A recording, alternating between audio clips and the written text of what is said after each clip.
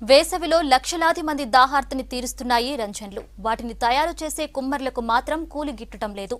ఏడాదంతా కష్టపడినా పెట్టుబడి రావడం లేదంటున్నారు ఆదిలాబాద్ జిల్లా కుమ్మర్లు.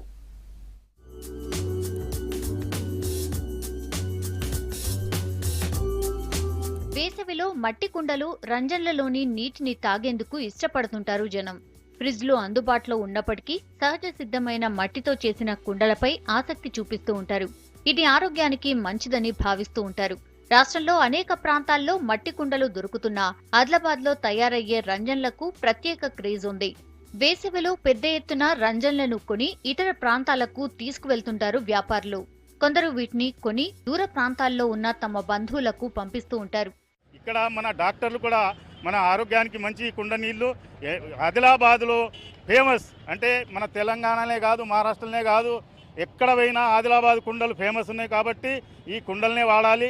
ఈ వేసవి కాలం అన్ని రోజులు కుండలో నీళ్ళు తాగితేనే మన ఆరోగ్యానికి మంచిది. ఆదిలాబాద్ అంటే రంజన్లకు స్పెషల్. వేసవి కాలం వచ్చి అంటే కంపల్సరీ ఆదిలాబాద్ రంజన్లే వాడతారు.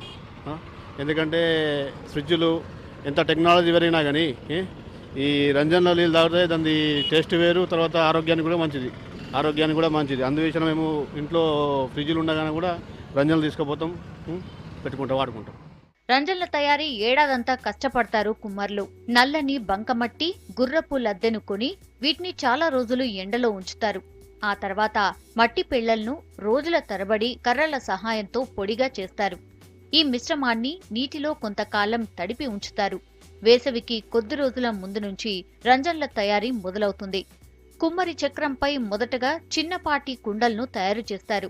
ఆ తర్వాత ఒక చేతిలో నున్నటి రాయి, మరో చేతిలో పలకలా ఉన్న చెక్కను తీసుకుని చిన్న కుండను చుట్టూ కొడుతూ పెద్ద రంజన్ తయారు చేస్తారు.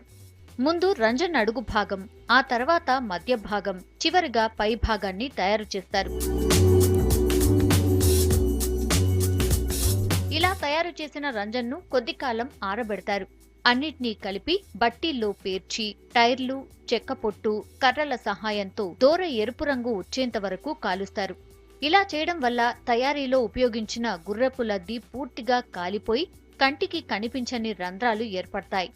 వీటి నుంచి రంజన్ లోపలికి గాలి రావడంతో లోపలి నీరు చల్లగా మారుతుంది. రంజన్ తయారు ప్రక్రియలో ఎక్కడా కృత్రిమ రంగులు, వస్తువులను వాడరు కుమ్మర్లు.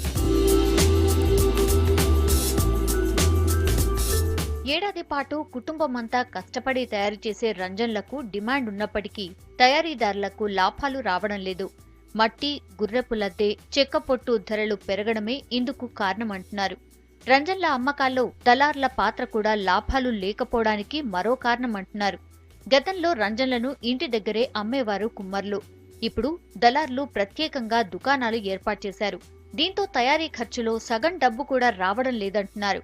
కృత్రిమ రంగులతో అలంకరించిన రాజస్థానీ కుండలు మార్కెట్లోకి రావడం తమ ఆదాయాన్ని గండికొట్టింది అంటున్నారు కుమ్మర్లు.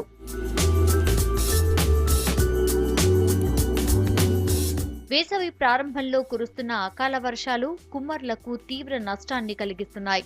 మరోవైపు చెక్కపొట్టు ఏరుకునేందుకు వెళ్లే కుమ్మర్లను అటవీశాఖ అధికారులు బెదిరిస్తూ మామూలు వసూలు చేస్తున్నారని ఆరోపిస్తున్నారు.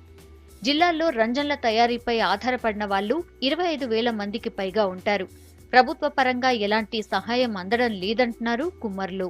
అది మనకు ఇక్కడ మన రంజన్స్కి కొంచెం మనకు ప్రభుత్వం కానీ మాకేమైనా ఉపాధి కానీ కరెక్ట్గా కల్పించినట్లయితే మేము ఇక్కడ కూడా మన రంజన్స్ కూడా మంచిగా అమ్ముకోవచ్చు కదా అని మేము అనుకుంటున్నాం. మరి మాకు జనాలు అయితే అదే రేటు పెడతాం. ప్రభుత్వం నుంచి మాకేమైనా సపోర్ట్ కావాలని కోరుకుంటున్నాం అంతే. రంజన్ల తయారీకి అవసరమైన సదుపాయాలు ఏర్పాటు చేయడంతో పాటు ఆర్థికంగా ప్రభుత్వం ఆదుకోవాలంటున్నారు కుమ్మర్లు.